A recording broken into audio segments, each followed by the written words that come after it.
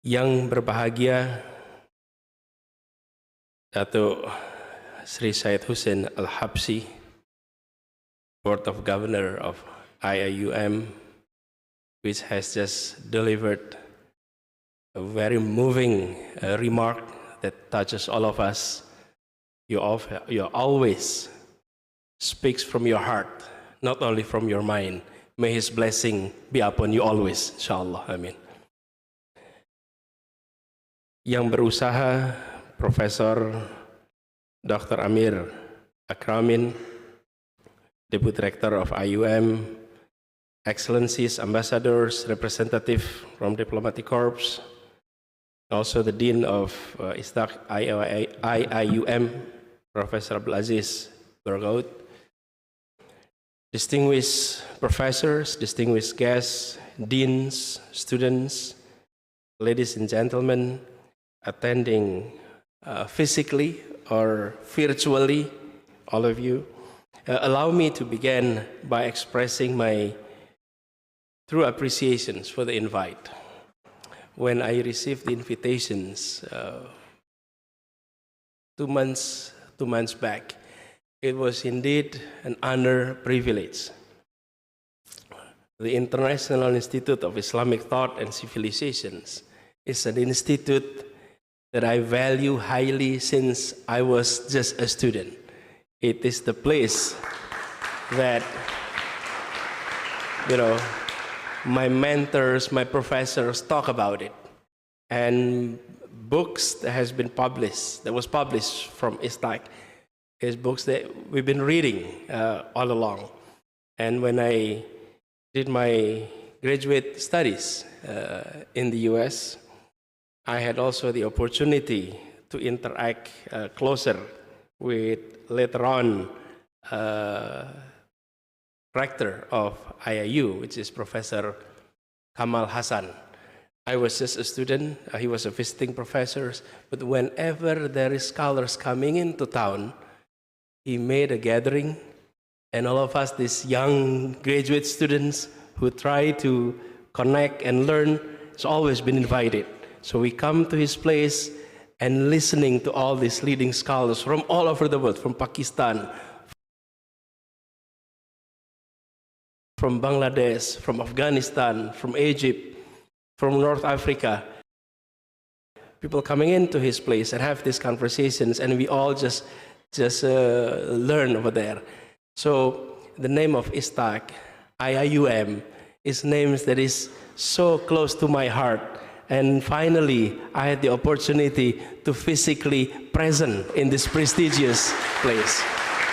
So I'm humbly honored with the opportunity.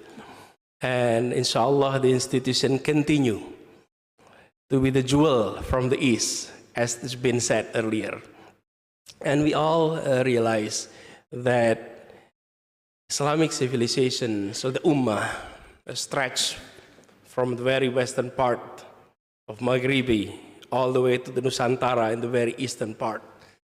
It is a civilizations that have gone through centuries of ups and downs.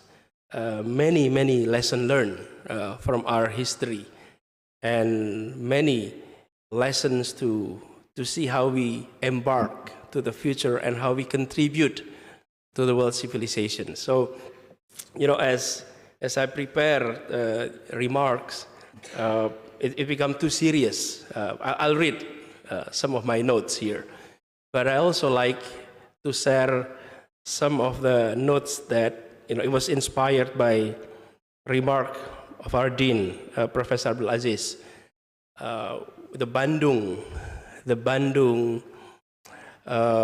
spirit of Bandung after the 1955 Asia-Africa conference.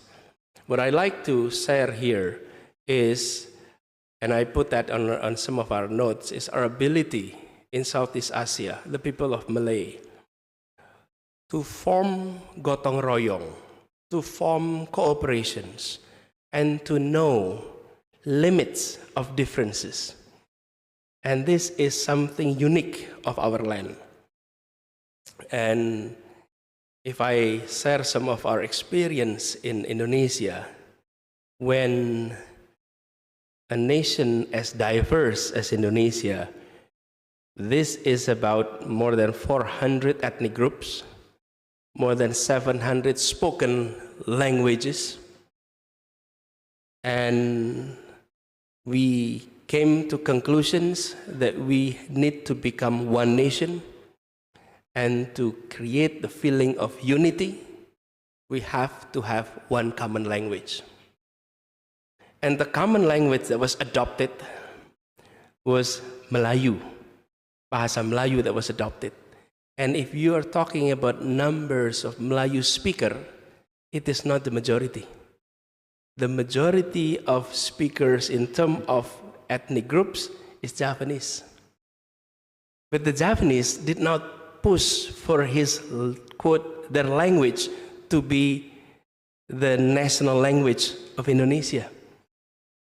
And the meeting was in 1928, 17 years before independence. And we didn't even foresee that independence is coming. It's still far away. We need to come up with the uniting variables, and that uniting variables was language. And they adopted Malay, because the Bahasa Melayu give the feeling of equality, give a sense of togetherness. When you adopt a different language, there is strata in that languages. And it was a decision that we are so grateful until today. With that, we're able to create the feeling of unity. But not less important is we are also create the feeling of unity with everyone of Malay in this region, the region of Southeast Asia. So we come to Malaysia, we don't need translator. You come to Indonesia, you don't need translators. And even at times of trying, when we are experiencing tensions, and sometimes tension started from polarizations, friction, conflict, and trying to solve that tensions,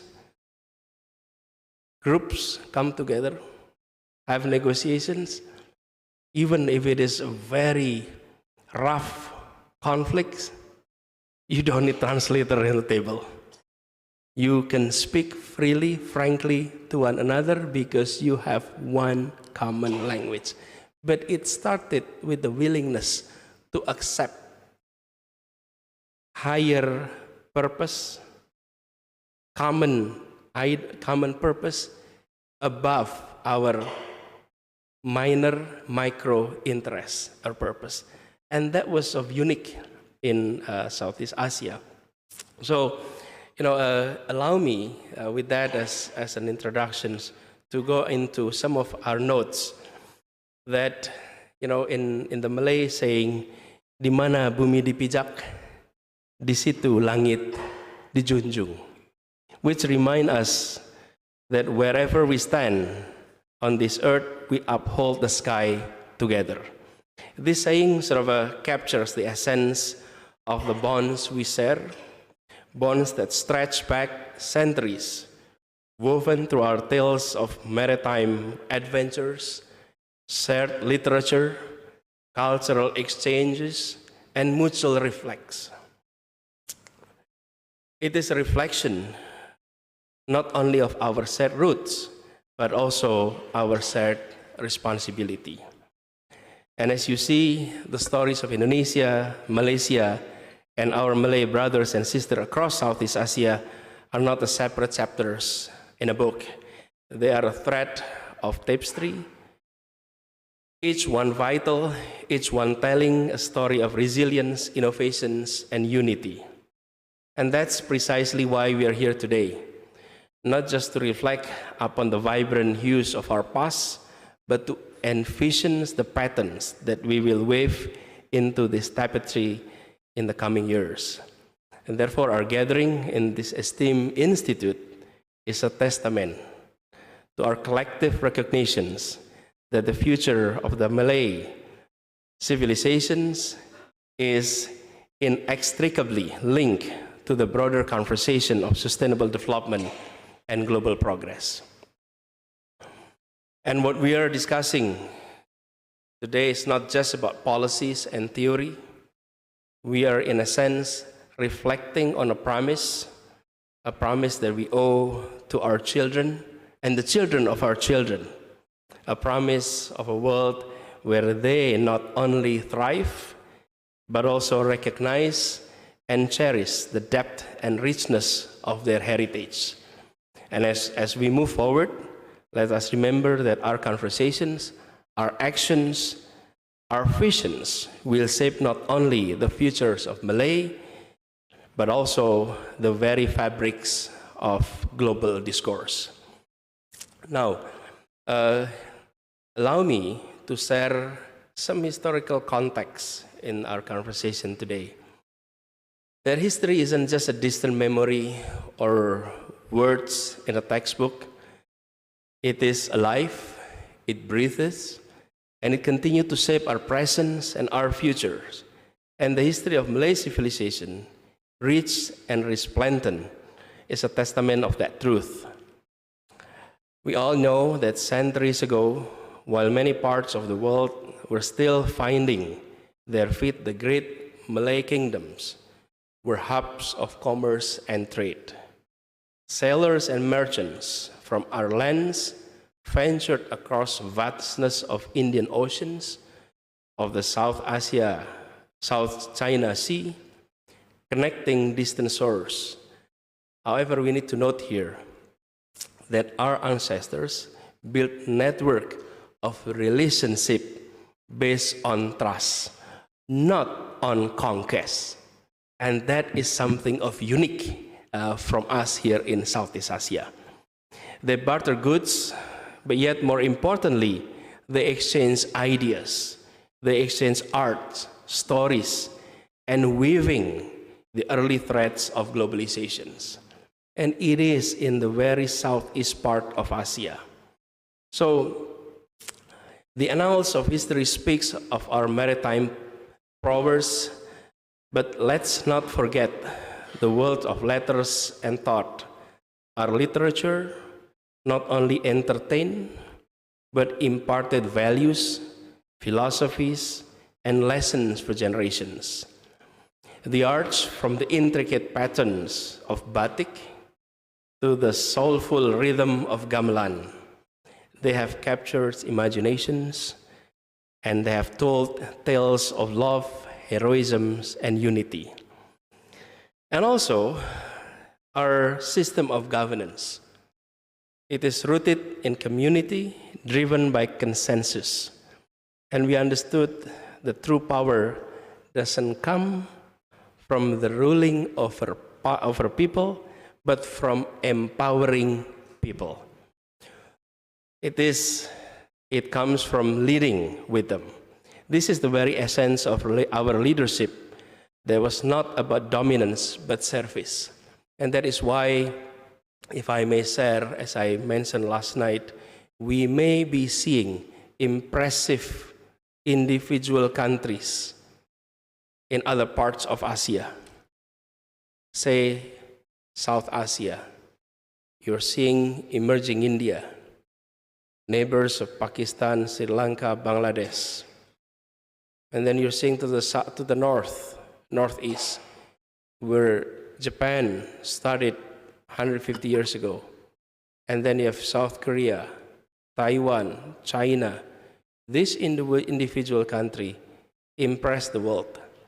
However, we are not seeing the region being able to work together, because on the other hand, you have Southeast Asia, where all this country, Malay-dominated culture, we are able to form cooperations, we are able to form gotong royong, we are able to form togetherness.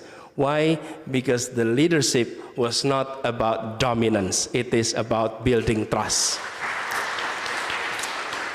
It is about mutual respect.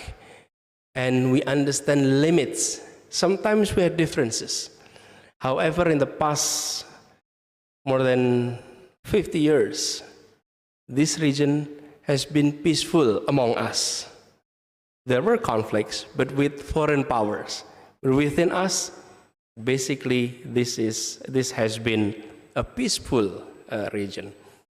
So, ladies and gentlemen, in this grand symphony of progress, it is not just our past that sings, but it's also our presence that harmonizes and promises a choirs for the futures.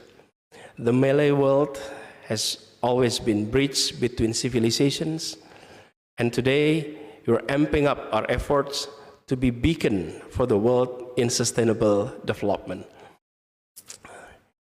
This is something that I also mentioned during our first encounter in Indonesia, in Jakarta a few months ago, that our challenge within the Ummah is to shift our attention from focusing how we tackle the challenge of Ummah into how we provide solutions to humankind, how the Ummah contribute to humankind and the challenge of humanity today.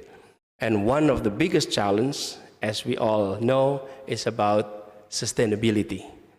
We have been living in the world and it's been dominated by paradigm values that often lead us to imbalances, lead us to inequilibrium. And this is something that we need to step in. We need to contribute solutions to all of that. And if I also, let me see, I have a little bit of one slide to show, hopefully. Okay, there we go. This has been the dominant paradigm that we have been seeing in the past 2 to 3 centuries. Accumulation of wealth, profit maximizations, ecology as externalities, and economic growth as the forefront of our development. And this is the area in which we need to address, we need to tackle, and we need to move, and we need to go back to our roots, from accumulation of wealth into distribution of wealth, from profit maximizations to well-being oriented, from ecology as externalities to environment as essentials, from economic growth to harmony between ecology and economy. And this needs to be done by us, by showing examples, and we can go back to our roots in which we have the traditions of maintaining all of this.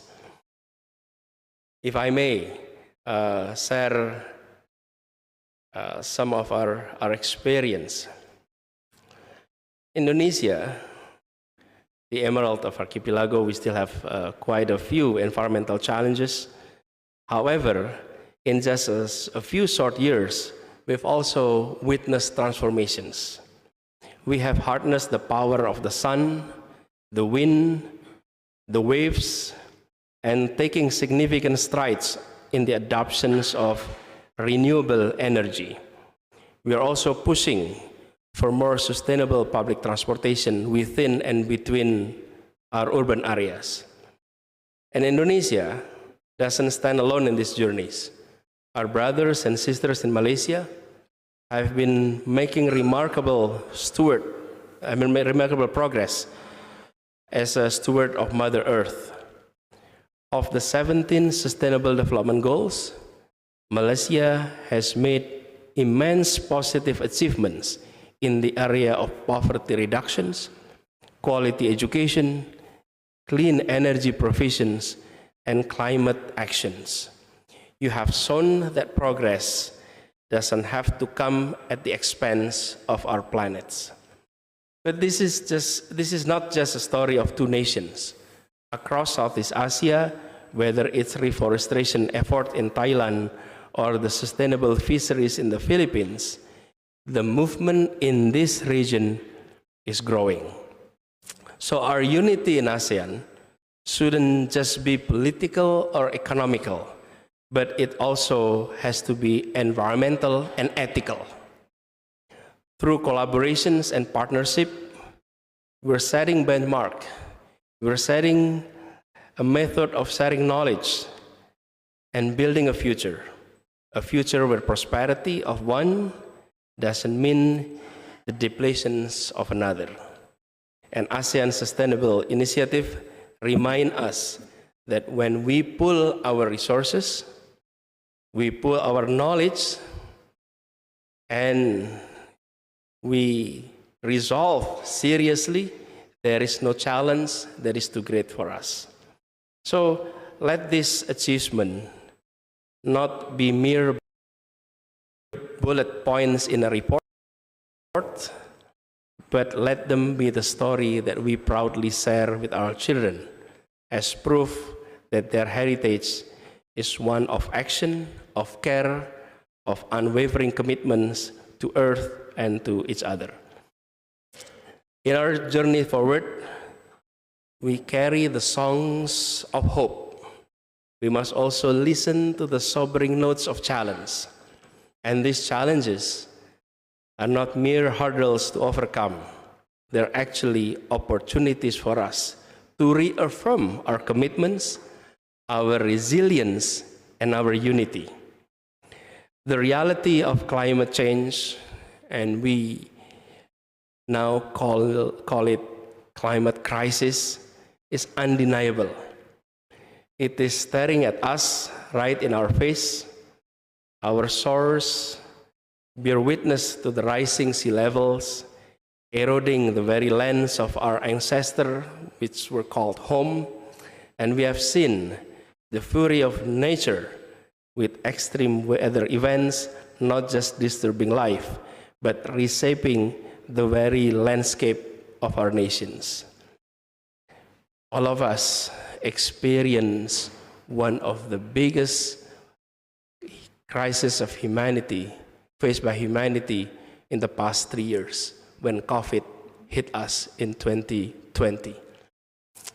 I often feel that I had the opportunity with the blessing of Allah to be managing one of the largest city at times of the most trying of our modern period.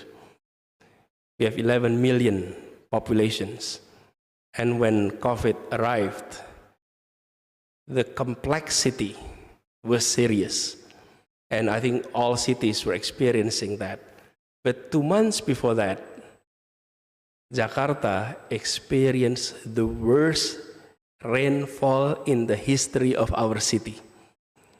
Our drainage system had a capacity of 50 millimeters of rain per day.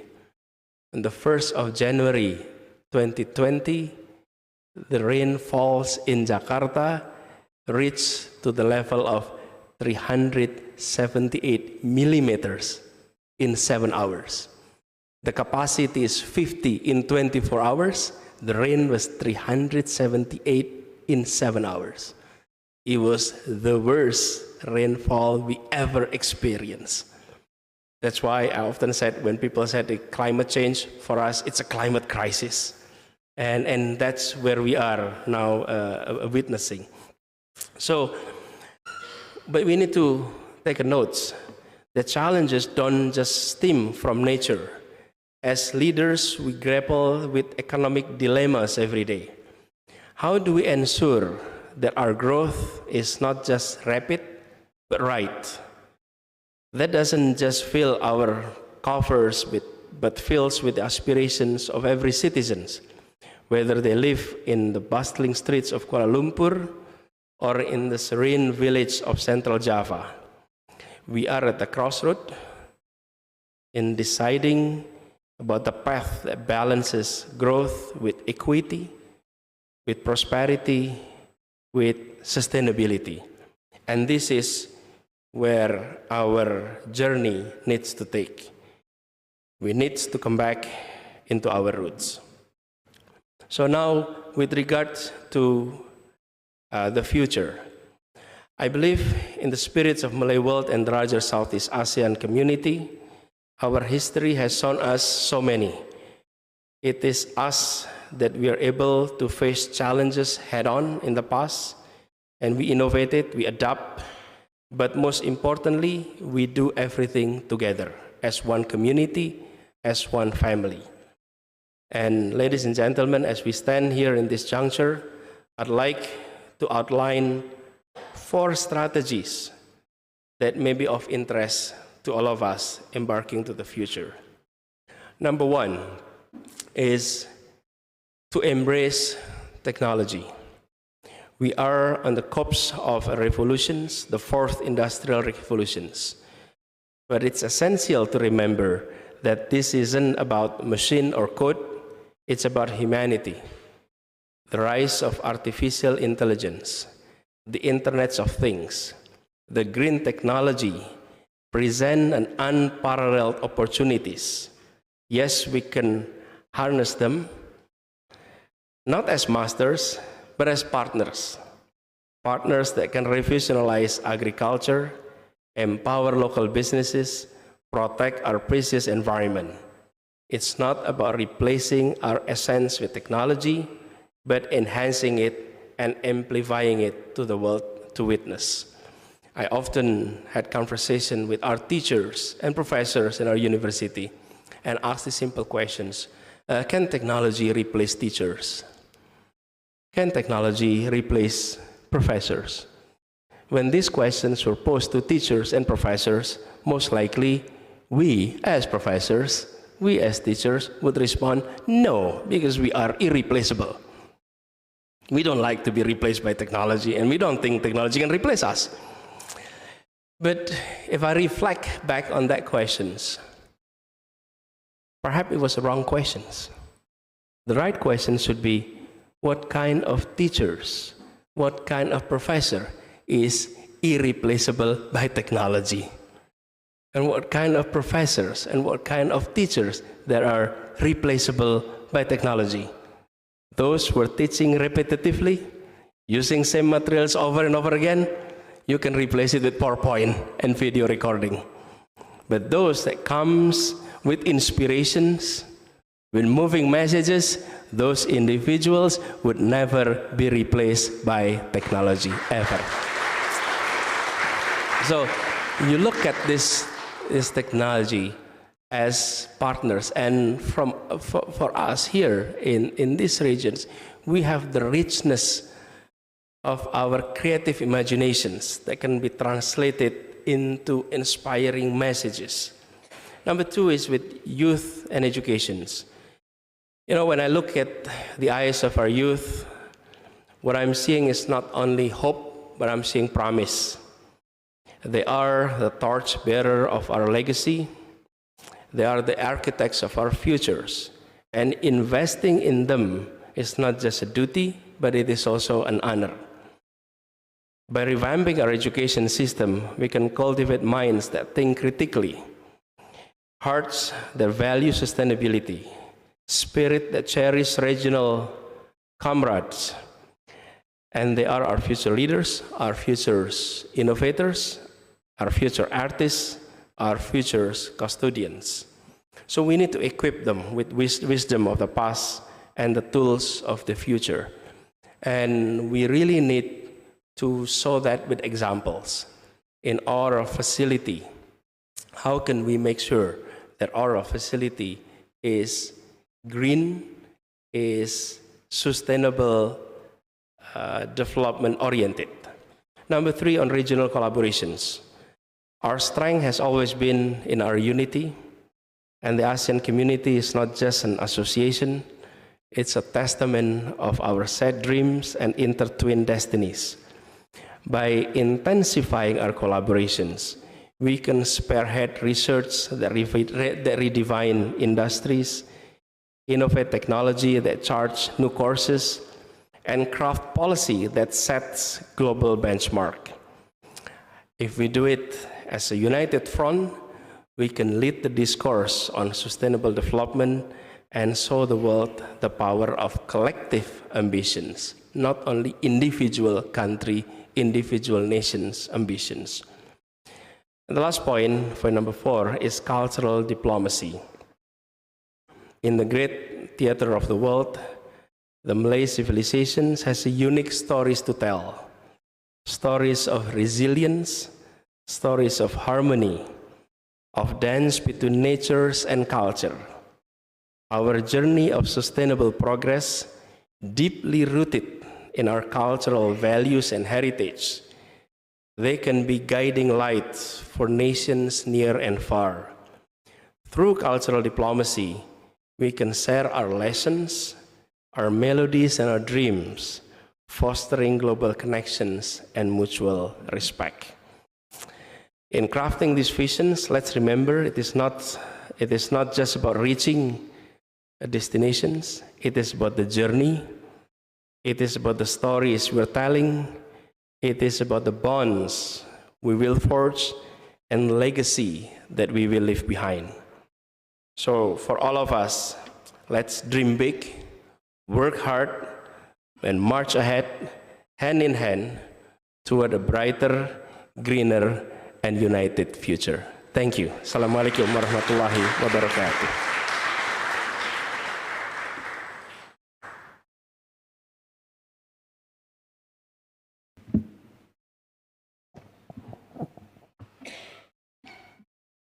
Thank you very much, Dr. Anis, for the presentation. I believe that